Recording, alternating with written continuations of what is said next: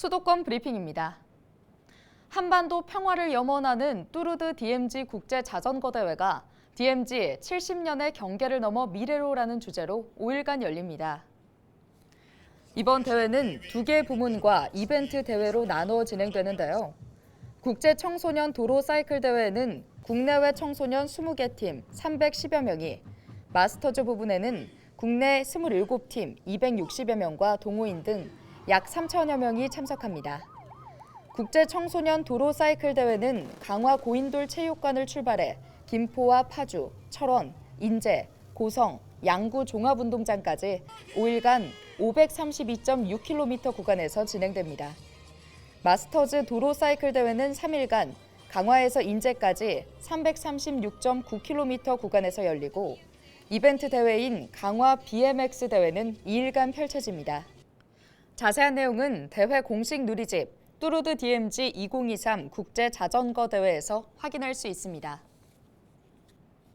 중층 노후단지 주거 환경 개선을 위해 추진되어 온 리모델링 사업이 2022년 지방선거 이후 각종 규제로 축소되고 있다는 지적이 나왔습니다. 서울시의회 최재란 의원은 지난 28일 열린 제320회 임시회 1차 본회의 5분 자유 발언을 통해 리모델링 사업 규제 완화를 촉구했습니다. 최 의원은 서울시의 일관성 없는 정책 기조를 지적하면서 서울시가 리모델링 사업에 대해 공공기여가 부족하다는 이유를 들어 다른 정비 사업 대비 강력한 규제 정책을 적용하고 있다고 밝혔습니다.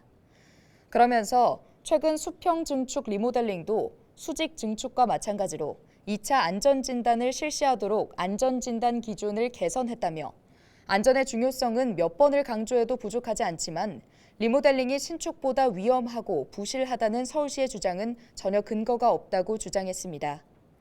최 의원은 14개 리모델링 단지 중 건물 하자 관련 분쟁이 발생한 곳은 단 한 곳도 없다는 점을 근거로 들었습니다. 최재란 의원은 서울시의 리모델링 사업 축소로 인한 민원이 끊이지 않고 있다며, 오세훈 시장을 향해 리모델링밖에 길이 없는 시민의 목소리에 귀를 기울여달라고 당부했습니다. 서울시가 택배 이용이 늘어나는 추석을 앞두고 택배 소비자 피해 주의보를 발효한다고 밝혔습니다. 서울시는 냉동식품 등 훼손이나 파손이 우려되는 운송물은 완충제 등을 이용해 포장하고 파손 주의 문구를 표기해 줄 것을 당부했습니다. 또 추석 전후로 택배 물량이 급증해 배송이 지연될 수 있다며 충분한 시간을 두고 배송을 의뢰해야 한다고 덧붙였습니다. 택배 관련 피해를 보았으면 한국소비자원으로 문의하고, 온라인 구매 관련 피해는 서울시 전자상거래센터에 신청하면 대응 방법을 안내받을 수 있습니다. 최근 각종 흉악범죄가 사회적인 문제로 대두되면서 살인 예고글이 전국을 공포로 몰아넣었습니다. 하지만 신림동에서 여성 20명을 살해하겠다는 글을 올린 30대에 대한 구속영장은 기각됐고, 경찰서 흉기난동을 예고했던 30대의 영장 역시 기각됐죠. 두 피의자 모두 협박 혐의가 적용됐는데, 법원은 인터넷에 살인 예고글을 올린 것을 협박죄로 처벌할 수 있는지 여부에 대해 유보적인 입장을 보였습니다. 재판부에 따르면 살인 예고는 범행에 대한 구체성이 부족하기 때문에 협박으로 강력히 처벌하는 데에는 한계가 있습니다. 이런 부분을 보완하기 위해 살인 예고글을 처벌할 수 있는 법조항을 만들기 위한 움직임이 시작됐고, 정부는 공중협박죄와 공공장소 흉기 소지죄를 마련하는 과정에 속도를 내고 있습니다. 이뿐 아니라 흉악범죄자만 수용하는 전담 교도소를 운영하고 흉악범죄에 대한 구형량을 높이는 등 정치권에서는 흉악범죄를 막기 위한 다양한 대책을 내놓고 있는데요. 그만큼 흉악범죄에 대한 불안감이 높은 현실을 실감할 수 있습니다.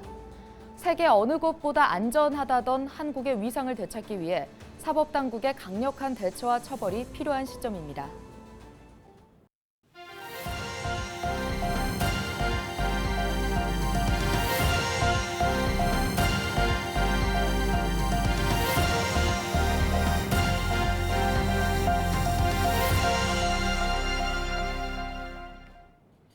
지금까지 수도권 브리핑이었습니다.